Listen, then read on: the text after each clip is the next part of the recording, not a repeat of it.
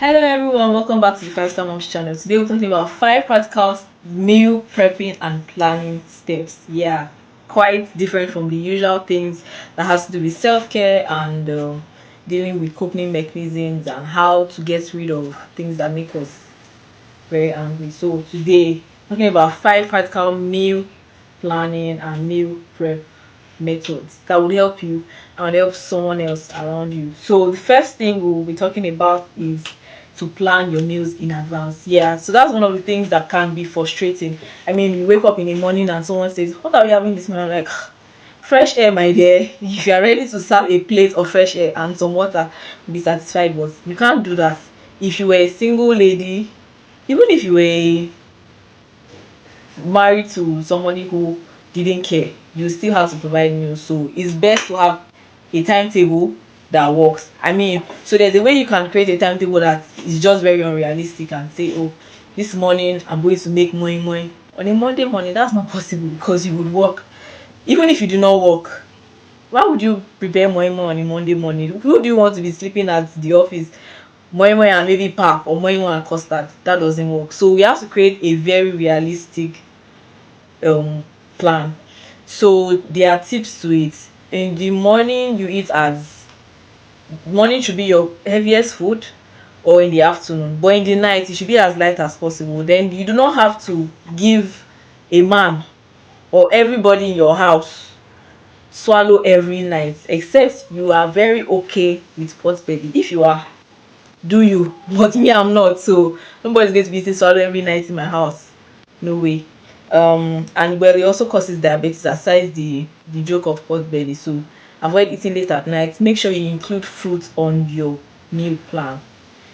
Don't fall for the trap that fruits are more expensive. That's a lie. Fruits are not more expensive. They are very affordable, and they are more affordable than having to visit the hospital treating a condition or another. Reduce your canned food intakes, reduce carbonated drinks. You shouldn't be having that talk in 2024. Reduce your carbonated drinks. So make sure you are planning your meals. Take the whole week to plan your meals. You could plan for a week, you could plan for 2 weeks, and just repeat and repeat. Make sure that you are putting things that are realistic. You know you cannot afford to eat what's it called now? To eat, maybe you have avocado on your list every day. You have boiled egg every day. There are substitutes of certain proteins that you could use. You could have boiled egg, you could have chicken, you could have fried things. Yes, we you can claim that we are young, I'm young, but in as much as that is also a thing, reduce your intake of fried things, reduce your intake of salt, reduce your intake of sugar for the sweet tooth like me. Yeah, so that's the first thing. Make sure you plan your meals in advance. The second thing will be to give me a minute. uh okay. Yeah, I have to cut that part out because all right. So the second thing is to prepare your ingredients ahead of time. Okay, so when you want to prepare your meal, or you prepare your timetable and you are ready to cook for that weekend, if it's a weekend you have the time to cook, make sure you prepare your ingredients. Okay, I want to cook for the whole week. What do I need? Do I need to get my tomatoes, my vegetables ready? Do I need to get, and there's no rule that says you have to do it yourself. You can always pay somebody to do it for you while you supervise, because you have to supervise before you are served. hmm, you are served. Let's not say more than that. So if you need your vegetables to be chopped ahead of time, make sure you have that ready, so that by the time you are entering the kitchen to cook, you are just mixing things and you are done for the day. Yeah, so that works. The third thing will be to cook in batch. So don't fall for the trap of cooking every day. It takes a lot of time. Remember, you have a kid, you have children, and you have a grown man to also take care of. So you don't want to spend a lot of time. You don't want to spend 3 hours daily cooking. That's a lot of productive time being wasted. If you would have like 6 hours on a Saturday or on a Sunday to cook all your meals for the week, that is beautiful. But spending time to cook every day, that is not the best of decisions that you want to make. So make sure you cook in batches. The fourth, okay, yeah, it doesn't just save time, but it also saves you energy. And I mean, Have a good set of storage containers.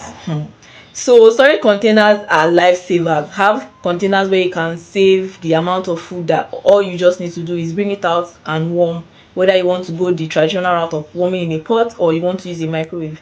Whichever way is fine, but microwave, you have to make sure that your plastics are microwavable to reduce the risk of getting cancer. Yeah, that's another thing we also have to be careful about. And the final one, involve your family members. Don't let people's energy go to waste. Use people, because I know that you've been used at one time. Okay, that's on the lighter note, but you have people who are around, you are ready to help. Make memories out of it. Oh, create content. If it feels like somebody's ready to create content, let the person create content. Don't be shouting and say, no, don't touch my okra, don't touch my carrot, oh, it's exposed.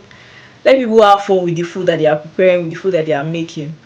So if you decide to be the supervision, what to be the whatever, just make sure that you involve your family members. And cooking time is also a time to relate. It's also a time to have fun. So that will be it on today's episode. So like I said, it's just ways for us to make meal preparation and meal planning very easy. Don't forget to have a timetable, a workable timetable, something very easy. Be as realistic as possible. If you know that you can do fruits every day, do a lot of fruits. If you know that the advisable things that I would say to do and not to do is swallows every night is not good. Risk of diabetes, we have to reduce that for our children. And also don't forget to involve your family members. See you again next week. And don't forget to subscribe, forget to like and share. I come again your way on Sunday. Bye for now.